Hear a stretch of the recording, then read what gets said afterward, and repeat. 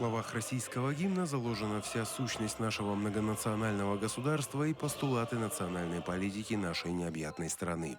Так сложилось, что форум национальных общин прошел на площадке районной библиотеки имени Некрасова в день присоединения 4 республик Новороссии. Форум прошел 30 сентября, и так совпало, что события, которые происходят у нас в стране и в мире, они оказались созвучны с этим форумом. В дискуссиях форума приняли участие общины из Нерюнгринского района. Здесь было отмечено, что обсуждение государственной и национальной политики на местах есть не что иное, как проявление солидарности народов, населяющих нашу республику. Мы все испытываем одинаковые трудности: экономические, политические, социальные. И поэтому, чем чаще мы будем собираться, обсуждать эти проблемы, разговаривать откровенно о своих проблемах на местах, тем больше будет, наверное, объединение, единение в государстве, которое называется Российской Федерацией. Участники форума отметили актуальность вопросов национальной политики в современных условиях международной дестабилизации.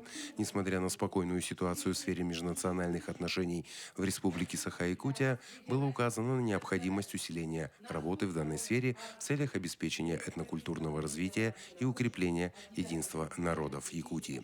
Единственным минусом стало отсутствие на форуме молодого поколения. Конечно, очень жаль, что сегодня мы не видим среди нас вот этих вот молодых.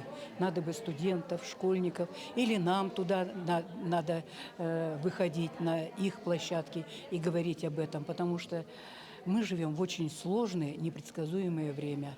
Нам надо работать над тем, чтобы молодежь привлекать, чтобы они больше втягивались в национальный колорит, культуру и так далее. Ну и работать над сплочением. Это сейчас на самом деле важное. По итогам форума национальных общин была принята резолюция, которая вместила в себя десяток пунктов по реализации конкретных мероприятий, связанных с укреплением, развитием связей между общественными организациями и национальными объединениями двух районов. Руслан Павлов, Александр Лукин, Сергей Шипачев, Алдан.